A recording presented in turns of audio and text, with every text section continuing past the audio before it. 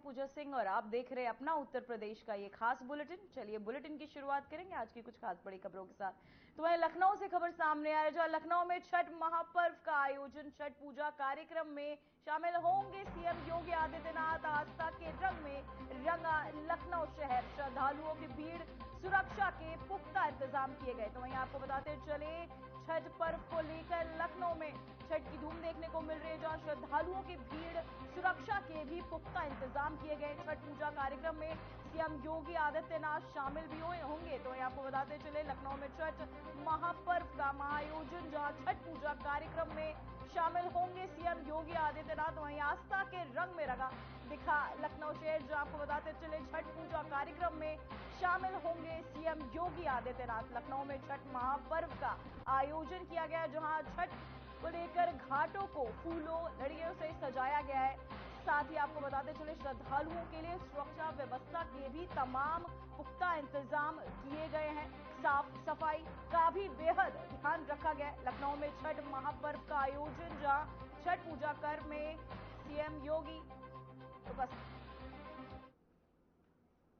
तो सीएम योगी आदित्यनाथ ने लखीमपुर खीरी में अलीगंज स्थित कबीर धाम आश्रम पहुंचे, जहां उन्होंने स्मृति जन्मोत्सव मेला में शामिल होकर संत कबीरदास की को नमन भी किया। इस मौके पर मुख्यमंत्री ने कहा कि गुरु का जीवन के महत्व है, वहीं हमें स्वयं कबीरदास जी महाराज बताते कि जिन्होंने समाज को ज्ञान, समानता और एकता का संदेश दिया। मुख्यमंत्री योगी ने कहा कि भारतीय जनता पार्टी की डबल इंजन की सरकार संत परंपरा और भारत की सांस्कृतिक चेतना के संरक्षण के लिए प्रतिबद्ध है।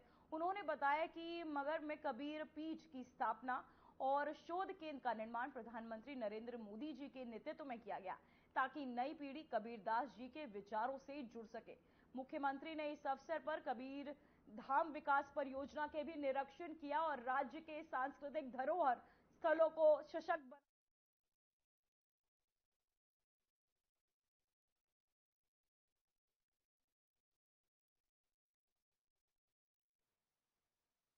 गुरु का जीवन में क्या महत्व है, यह भी कबीरदास जी महाराज जी हमें बताते हैं कि गुरु गोविंद दो खड़े, काखे लागू पाए।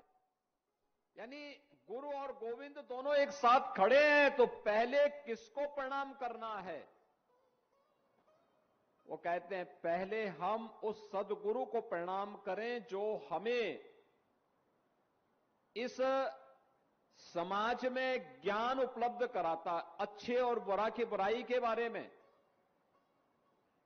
सत्य और असत्य के बारे में, धर्म के वास्तविक मर्म के बारे में बता रहा है।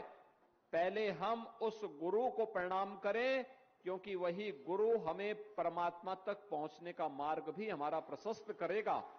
काशी की धरती पर जन्म लेकर के संत कबीरदास जी अपने अंतिम समय में वह मगहर आ गए थे। मगहर के बारे में मान्यता थी, गोरखपुर से सटे हुए जो आज संत कबीरनगर जनपद है, उस जनपद के मगहर के बारे में यह मान्यता थी कि वहां पर कोई मरता है तो सो नरक मिलता है। तो कबीरदास जी ने कहा कि मैं वही मगहर जाऊंगा, और वे मगहर गए। उन्होंने उस पाखंड पर प्रहार किया जो स्वर्ग और नरक के बारे में एक मान्यता थी, लोगों की एक भावना थी कि काशी में स्वर्ग मिलेगा और मगहर में नरक मिलेगा। उन्होंने कहा मैं उसी नरक में जाऊंगा। आज आप जाइए, मगहर में पूरा अमन चैन है, खुशहाली है। संत कबीरदास जी की समाधि स्थली भी है। याद करना, जातीयता पर भी प्रहार किया था संत कबीरदास जी ने, और उस समय भी उन्होंने बहुत कुछ किया था। उनके पूज्य गुरुदेव जगत गुरु रामानंदाचार्य ने उस समय उन्होंने इस बारे में कहा था, जातीय विसंगतियों पर और उस समय की छुआछूत और अस्पृश्यता के भाव पर भी उन्होंने बहुत प्रभावी हमला किया था। उन्होंने उस समय कहा था कि जाति पाति पूछे नहीं कोई, हरि को भजे सो हरि का होई। यानी जो ये जाति पाति का बंधन जब तक टूटेगा नहीं, ये देश की गुलामी का कारण था। यानी जो देश की गुलामी का कारण रहा हो, जिसके कारण हमारा अस्तित्व संकट में खड़ा हुआ था, जिन कारणों से हमारी आस्था पर प्रहार हो रहा था, जिन कारणों से हमारे धर्मस्थल अपवित्र हुए थे, जिन कारणों से हमारी उस समय की पीढ़ी के सामने अस्तित्व का संकट खड़ा हुआ था, व्यापक भ्रष्टाचार 2014 के पहले, पहचान का संकट, आम जन को शासन की सुविधाओं से वंचित करने का कुत्सित प्रयास, आस्था पर होने वाले प्रहार, लगातार भ्रष्टाचार और बेईमानी के नित नए कीर्तिमान स्थापित हो रहे थे।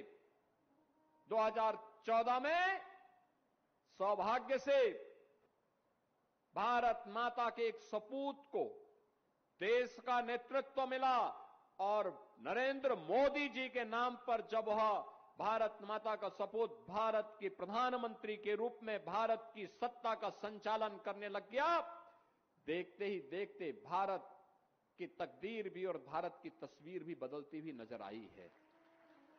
आज आप देखते होंगे भारत के बारे में अब कोई प्रश्न खड़ा नहीं करता है।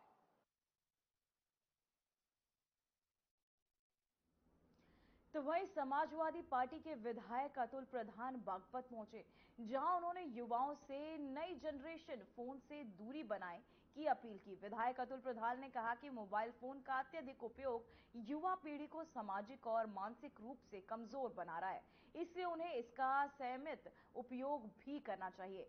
वहीं इसके साथ ही उन्होंने मेरठ में हाल ही में सामने आए व्यापारी से नाक रगड़वाने के मामले पर प्रतिक्रिया दी। अतुल प्रधान ने कहा कि मेरठ में व्यापारी से नाक रगड़वाना बिल्कुल गलत है, किसी को भी इस तरह का अपमानित करने का अधिकार नहीं है। तो वहीं आपको बताते चले, दंगल है हमारी सांस्कृतिक एक तरीके से धरोहर को बचाना और इस परंपरा को आगे बढ़ाने का काम ये पूरा गांव, साथ साथ हमारे प्रमुख लीलू, हमारे जो पहलवान है वो मनुपाल जी, इनका पूरा परिवार सब लोगों के साथ मिलकर करता है। हम लोग भी जो हिंद केसी रहे हैं, राजू भाई हमारे बिल्लू प्रधान जी जिला पंचायत सदस्य कई साथी हैं, उनके साथ आज दंगल में, पूर्व में भी दंगल में आया हूँ और मैंने यही कहा सब लोगों से कि सब लोग हम भाईचारे के साथ रहें, कोशिश करें कि जो इस समय सामाजिक ताना बाना खराब हुआ है, नई जनरेशन में जो मोबाइल का एक तरीके से खराब चीज चल रही है, उसके बारे में मैंने बोलने की कोशिश की और यही कहा कि इस परंपरा को आगे बढ़ाया जाए और आने वाले समय पर भी हम लोग कोशिश करेंगे कि इन चीजों को आगे रखा जाए।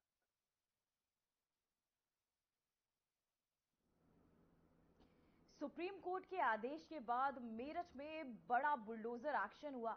35 साल पुराने 3 मंजिला कॉम्प्लेक्स को तोड़ने की कार्यवाही दूसरे दिन भी जारी रही। प्रशासन का कहना है कि कोर्ट के आदेश का पालन जरूरी है, जबकि कारोबारी अपनी दुकानें टूटते देख भावुक हो उठे। देखिए इसे लेकर हमारी एक खास रिपोर्ट। मेरठ में बुलडोजर एक्शन, रामपुर हापुड़ में भी सख्ती जारी। अवैध कब्जों पर चला सीएम योगी का बुलडोजर। दुकानदारों के आंसू, प्रशासन की कार्यवाही जारी। सुरक्षा घेरे में चला विध्वंस अभियान। अतिक्रमण खत्म, नियमों की कड़ाई लागू। मेरठ का काजीपुर इलाका, जहां सुबह से ही बुलडोजर की गर्जना गूंज रही है। 3 मंजिला ये कॉम्प्लेक्स 35 साल से शहर के सबसे व्यस्त व्यापारिक इलाकों में से एक माना जाता था, लेकिन अब ये इतिहास बन रहा है। सुप्रीम कोर्ट के आदेश पर निगम की टीम दूसरे दिन भी विध्वंस की कार्यवाही में जुटी रही। कार्यवाही के दौरान सुरक्षा के पुख्ता इंतजाम किए गए। पुलिस और पीएसी की टीमें एक मौके पर मौजूद रही। वहीं अपनी आजीविका का आधार टूटते देख कारोबारी भावुक हो गए। कई दुकानदार तो अपनी दुकान के बाहर बैठकर रो पड़े। 288 वर्ग मीटर में फैला ये कॉम्प्लेक्स मूल रूप से वीर सिंह नाम के व्यक्ति को आवास के लिए आवंटित जमीन पर बना था, लेकिन 1990 में विनोद अरोड़ा नाम के व्यक्ति ने पावर ऑफ अटॉर्नी का गलत इस्तेमाल करते हुए यहाँ अवैध निर्माण करा लिया था। 17 दिसंबर 2024 को सुप्रीम कोर्ट ने आदेश दिया कि 3 महीने के भीतर इस परिसर को खाली कर ध्वस्त किया जाए और अब वही आदेश अमल में लाया जा रहा है। प्रशासनिक टीमें एक एक कर दुकान को गिरा रही हैं। ताकि किसी भी तरह की अनियमितता न हो। सुरक्षा को देखते हुए आसपास के इलाकों को अस्थायी रूप से बंद कर दिया गया है। आम जनता और दुकानदारों के सुरक्षित बाहर निकलने के लिए विशेष इंतजाम किए गए हैं। प्रशासन ने साफ किया कि कार्यवाही पूरी तरह पारदर्शी तरीके से की जा रही है। उत्तर प्रदेश में अवैध कब्जों के खिलाफ प्रशासन की कार्यवाही लगातार तेज है। मेरठ में सुप्रीम कोर्ट के आदेश का पालन करते हुए 3 मंजिला कॉम्प्लेक्स पर बुलडोजर चला। वहीं रामपुर में भी निजी कॉम्प्लेक्सों पर कार्यवाही की गई। हापुड़ की तीर्थ नगरी में गंगा किनारे अतिक्रमण हटाने का अभियान जारी है और ब्रज घाट क्षेत्र में अवैध ढांचे हटाए जा रहे हैं। विध्वंस के बाद मलबा हटाने का काम भी चल रहा है। प्रशासन ने आश्वासन दिया है कि इस पूरी प्रक्रिया के दौरान किसी भी तरह की अनियमितता या अव्यवस्था नहीं होने दी जाएगी। तो मेरठ से लेकर रामपुर और हापुड़ तक प्रशासन का बुलडोजर लगातार चल रहा है। अदालतों के आदेशों के बाद कार्यवाही का दायरा बढ़ता जा रहा है, लेकिन बड़ा सवाल यही, क्या ये बुलडोजर एक्शन अवैध निर्माणों पर स्थायी लगाम लगा पाएगा या कुछ समय बाद फिर वही कहानी दोहराई जाएगी? आने वाले वक्त में ही इसका जवाब मिलेगा। Bureau report, RNTV। तो वहीं रायबरेली जिले के जगतपुर थाना क्षेत्र में रघुनाथगंज गांव में 3 तलाक का मामला सामने आया है। पीड़िता ने आरोप लगाया कि उसके पति ने फोन पर ही उसे 3 तलाक दे दिया। आरोपी पति छत्तीसगढ़ के केंद्रीय सशस्त्र पुलिस बल में तैनात है। तो वहीं पीड़ित के मुताबिक दोनों का निकाह 24 अप्रैल 2025 को हुआ था, लेकिन शादी के कुछ समय बाद ही दहेज और पारिवारिक विवाद को लेकर कलह बढ़ गया। वहीं हाल ही में पति ने फोन पर 3 तलाक बोलकर संबंध खत्म करने की बात कही। पीड़िता ने मामले की शिकायत SP रायबरेली से की है और न्याय की गुहार लगाई है। पुलिस ने पीड़िता की तहरीर पर जांच शुरू कर दी है। मेरा 24 अप्रैल को शादी हुआ। उसके बाद मुझे इधर से विदाई करके लखनऊ ले जाया गया। फिर उसके बाद 5 तारीख को मैं शिलांग गई। शिलांग में मेरे पति तरह तरह के मेरे साथ व्यवहार कर रहे थे, मारपीट कर रहे थे। दहेज न लाने के कारण मुझे परेशान कर रहे थे। बोले तुमको जबरदस्ती मेरे गले में फंसा दिया गया है। उसके बाद हम जैसे तैसे करके अपने माँ बाप को फोन के कारण मैंने सारी बात बताई। उसके बाद मेरे माँ बाप आए तो मुझे बोल रहा था कि जाओ तुम अपने घर, इस बार जाना, कभी आना मत, अगर आओगी तो तुमको हम जान से मार देंगे। तुम्हारे बड़े पापा लोग शिलांग में रहते हैं, उनको, मैं आर्मी में हूँ, मैं फायरिंग भी मैं गोली भी चलाना जानता हूँ। अगर तुमने नहीं यहाँ आया दोबारा तो उन लोग को भी मरवा दूंगा और तुम्हारे बाप को भी मरवा दूंगा, भाई बहन को भी मरवा दूंगा। तो वहीं प्रतापगढ़ के रानीगंज थाना क्षेत्र में 3 नकाबपोश बदमाशों ने मां वाराही हॉस्पिटल के संचालक डॉक्टर पर फायरिंग कर लूट की वारदात को अंजाम दिया। घटना पचराम गांव के पास हुई, जब डॉक्टर बाइक से घर लौट रहे थे।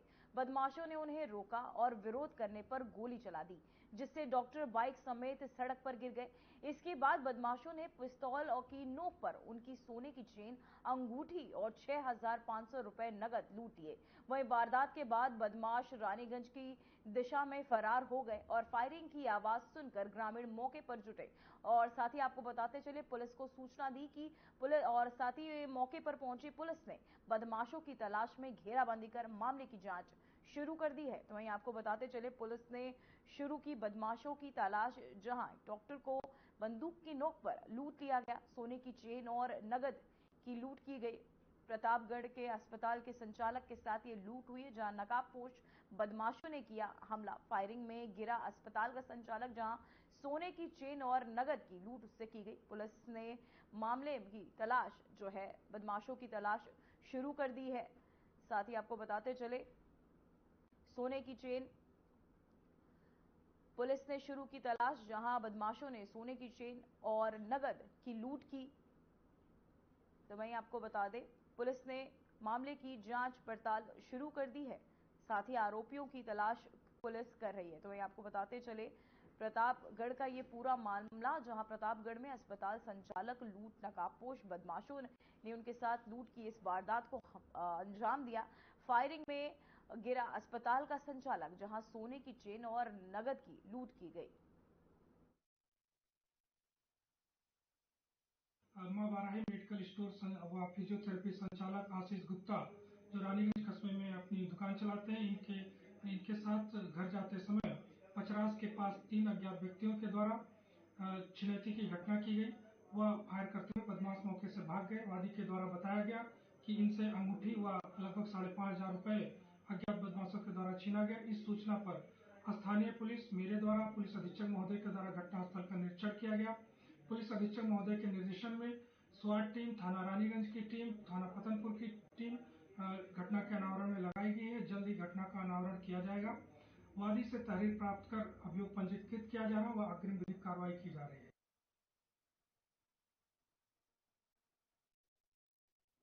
तो वहीं संभल जिले में दो पक्षों के बीच हुई मारपीट का वीडियो सोशल मीडिया पर तेजी से वायरल हो रहा है। बताया जा रहा है कि ये विवाद किसी मामूली बात को लेकर शुरू हुआ था, जो देखते ही देखते हिंसक झड़प में बदल गया। घटना चंदौसी कोतवाली क्षेत्र के कैथल गेट स्थित देवी गंगा मंदिर के पास की बताई जा रही है। वायरल वीडियो में दोनों पक्षों के लोग एक दूसरे पर लात घूंसे बरसाते नजर आ रहे हैं। तो वहीं पुलिस ने वायरल वीडियो का संज्ञान लेते हुए मामले की जांच शुरू कर दी है। तो वहीं आपको बताते चले पूरा मामला संभल का, जहां देवी गंगा मंदिर में ये पूरा मामला, जहां मामूली विवाद में जमकर दो गुटों के बीच मारपीट हुई। चंदौसी क्षेत्र में ये लात घूसे चले, जहां देवी गंगा मंदिर के पास ये हंगामा देखने को मिला। इस हंगामे का पूरा वीडियो सोशल मीडिया पर वायरल हो रहा है, जहां वीडियो के आधार पर मौके पर पुलिस जो है पहुंचकर मामले की जांच पड़ताल कर रही है, पूछताछ कर रही है। साथ ही आपको बताते चले देवी गंगा मंदिर के पास ये हंगामा हुआ है, जहां दो गुटों में मारपीट, लात घूंसे चले। वायरल वीडियो पर पुलिस जांच शुरू कर रही है, मामले का पता लगा रही है। साथ ही देवी गंगा मंदिर के पास ये पूरी घटना जिसका वीडियो वायरल हुआ, वीडियो के आधार पर पुलिस अब जांच शुरू कर रही है। तो मैं आपको बताते चले संभल में दो पक्षों के बीच मारपीट हुई, साथ ही इस भिड़ंत में लात घूसे भी चले। देवी गंगा मंदिर के पास ये पूरा हंगामा हुआ है, जहां आपको बताते चले वायरल वीडियो पर पुलिस ने जांच शुरू कर दी। तो वहीं मुरादाबाद शहर के एक इमारत के भूतल पर स्थित रेस्टोरेंट में अचानक भीषण आग लग गई। आग सिलेंडरों के फटने के बाद अन्य मंजिलों तक फैल गई, लेकिन फायर ब्रिगेड ने तुरंत मौके पर पहुंचकर समय रहते आग पर काबू पाया। अधिकारियों ने बताया कि कोई मानव हानि नहीं हुई है और नुकसान का आकलन किया जा रहा है। आग में फंसे लोगों को सुरक्षित बाहर निकाला गया। प्रशासन ने घटनास्थल पर राहत और सुरक्षा उपायों को बढ़ा दिया है। तो यहाँ आपको बताते चले फायर ब्रिगेड मौके पर पहुंची, जहां किसी भी जनहानि की कोई खबर सामने नहीं आई है। रेस्टोरेंट में ये भीषण आग लगी है, जहां आग लगने से रेस्टोरेंट का सारा माल जलकर खाक हो गया। बताया जा रहा है कि सिलेंडर के फटने से ये हादसा हुआ, जिसके चलते आपको बताते चले रेस्टोरेंट का पूरा माल जलकर खाक हो गया। मौके पर पहुंची फायर ब्रिगेड की टीम आग पर काबू पाने की पूरी कोशिश करती हुई। तो वहीं आपको बताते चले तस्वीरों में आप देख सकते हैं कि कितनी भीषण आग लगी है। फायर ब्रिगेड इस पर काबू पाने की कोशिश कर रही है। सिलेंडर फटने से यह हादसा हुआ है। तो वहीं आपको बताते चले रेस्टोरेंट में लगी ये भीषण आग, जहां 2 मंजिला इमारत पर यह आग सिलेंडर के फटने से लगी। तो वहीं आपको बताते चले खबर अमरोहा से है, जहां अमरोहा में इस बार तिरंगी गंगा मेला भव्यता और दिव्यता के नए स्वरूप में दिखाई देगा। प्रशासन ने मेले की तैयारियां पूरी कर ली है और श्रद्धालुओं की सुविधा के लिए इस बार कुंभ की तर्ज पर टेंट सिटी बनाई गई है। वहीं प्रशासन की ओर से बताया गया है कि श्रद्धालुओं के ठहरने, सुरक्षा, चिकित्सा और स्वच्छता की विशेष व्यवस्थाएं भी की गई है। जिलाधिकारी ने मेले को तैयारियों का जायजा लेते हुए अधिकारियों को निर्देश भी दिए हैं। उन्होंने कहा कि मेले में आने वाले श्रद्धालुओं को किसी भी तरह की असुविधा न हो, इसके लिए सभी विभाग समन्वय बनाकर काम करें। डीएम ने श्रद्धालुओं से भी अपील की कि वे मेले में स्वच्छ बनाएं और प्रशासन का सहयोग भी करें। तो वहीं आपको बताते चले श्रद्धालुओं को लेकर सुरक्षा व्यवस्था के तमाम पुख्ता इंतजाम किए गए। भव्य दिव्य तिगरी गंगा मेला, जिसे लेकर कुंभ की तर्ज पर बनेगी टेंट सिटी। श्रद्धालुओं के सुरक्षा के भी इस दौरान पुख्ता इंतजाम किए गए हैं। वहीं डीएम ने तैयारियों का जायजा लिया, साथ ही सभी से अपील भी की कि स्वच्छता बनाए रखें, साथ ही प्रशासन का साथ भी सहयोग भी करें। वहीं डीएम ने तैयारियों का जायजा भी लिया है। जैसा कि आप जानते हैं कि मध्य पतित पावनी गंगा माता के तट पे इस बार भी जो है एक भव्य तिगरी मेले का आयोजन जिला प्रशासन अमरोहा आदरणीय जिलाधिकारी महोदय के प्रयास से हो रहा है। तो उसी क्रम में जो सांस्कृतिक कार्यक्रमों की एक लंबी फहरिस्त है और उसको हम लोगों ने यहाँ की जनभावनाओं के अनुरूप और मेले का जो जॉनर है उसके अनुरूप से ढालने का काम किया है। और इसमें बॉलीवुड के नामी गिरामी प्लेबैक सिंगर और विभिन्न प्रकार के धार्मिक कार्यक्रम इस मेले में होंगे। तो वह लोक आस्था के महापर्व छठ की शुरुआत के साथ ही सरयू तट पर स्थित गुप्ता घाट श्रद्धा और भक्ति से सराबोर है। श्रद्धालु बड़ी संख्या में घाट पर पहुंचकर संध्या अर्घ की तैयारियों में जुटे हैं। घाटों को फूलों, झालरों और लाइटों से सजाया गया है। प्रशासन की ओर से सुरक्षा, सफाई और प्रकाश व्यवस्था के लिए विशेष इंतजाम किए गए हैं ताकि श्रद्धालुओं को किसी भी तरह की असुविधा न हो। वहीं वाराणसी, काशी के घाटों पर भी छठ महापर्व की रौनक चरम पर है।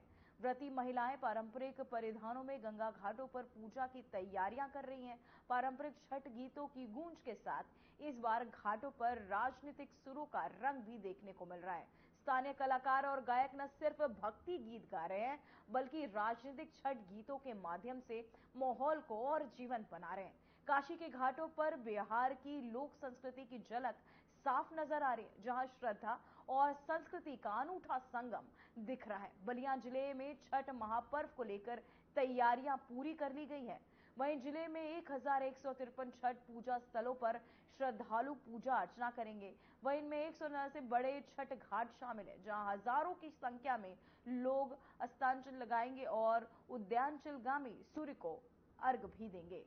तो वहीं आपको बताते चले, आपकी टीवी स्क्रीन पर ये तस्वीरें अयोध्या, बलिया और वाराणसी पे से, जहां घाटों की रौनक देखने ही लायक है। फिलहाल बुलेटिन में बस इतना ही। मुझे दीजिए इजाजत। नमस्कार।